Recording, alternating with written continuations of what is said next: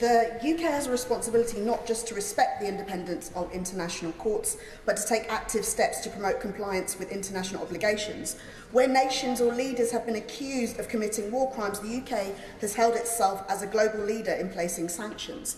It is unconscionable that in this situation we are yet to stop all sales of arms to Israel. And if Israel is accused of committing war crimes, doesn't the continued sale of any arms to Israel make the UK potentially complicit? Given the gravity of this situation, can the Minister clarify further why he cannot comment on sanctions or indeed the other steps the government is planning or willing to take to make clear the UK's condemnation of the continued slaughter of civilians in Gaza? Madam Deputy Speaker, let me comment on arms sales as they've been raised again. I won't rehearse the arguments about the F-35 exemption.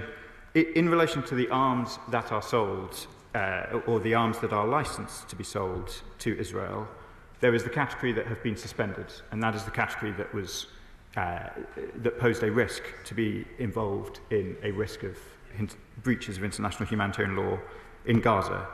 Those weapons, we also believe, would be the weapons at issue in the West Bank and in Lebanon. There's a second category of weapons that are for resale elsewhere, which are not relevant to events in Israel. There is a third category of weapons where they are used either for defensive purposes or in purposes that I think nobody in this House would disagree. Body armour and helmets for aid workers going into Gaza, for example.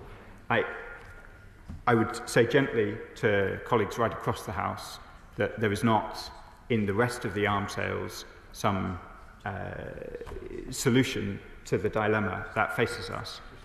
The suspension of arms sales has been done carefully, aimed at the potential breach of international humanitarian law. It has been reached carefully and judiciously, and including in relation to the F-35. That is the position as it remains.